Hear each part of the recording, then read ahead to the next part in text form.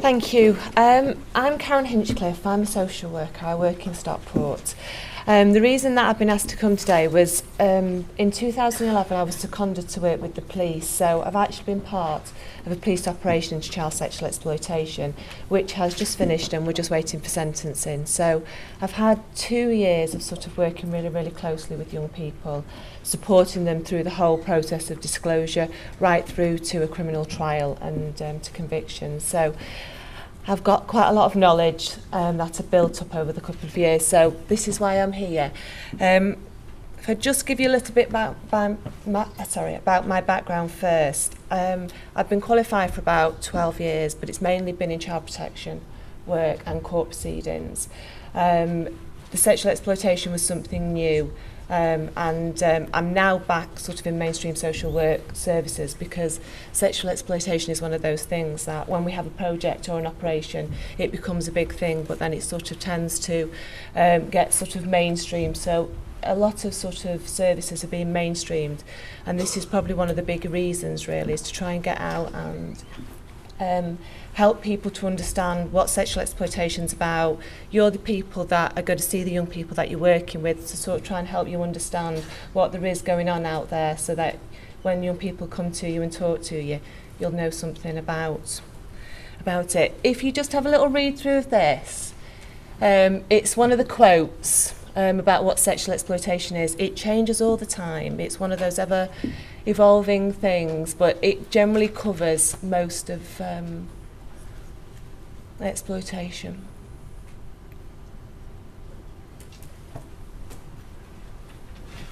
Let me know.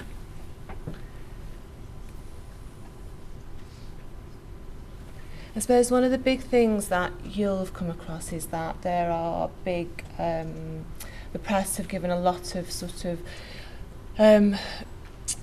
to big trials, to very big operations, which you'll have seen the Rochdale, you've seen the Oxford, you'll have seen lots of sort of information about that. I think, yes, there are big trials and there are sort of big investigations going on, but a lot of the young people that we work with are involved in very different levels of exploitation, and they go from big organised crime gangs all the way down to, and we've got a lot of sort of investigations going on with young people who use the internet, who are being targeted that way by different websites. People who will pass photographs out and they will sort of get distributed around schools. We've had a lot of concerns about that. There's some really good things that I'll link you into at the end that you could look at online. But has everybody had a quick chance to read through that? Is that okay?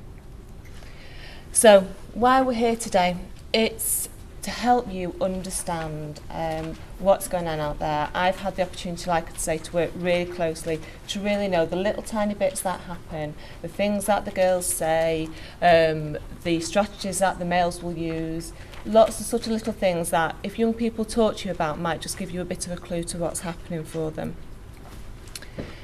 There was something that was said before on one of the presentation slides about getting into the young people's world. And I think that's probably one of the biggest things that you can try and do.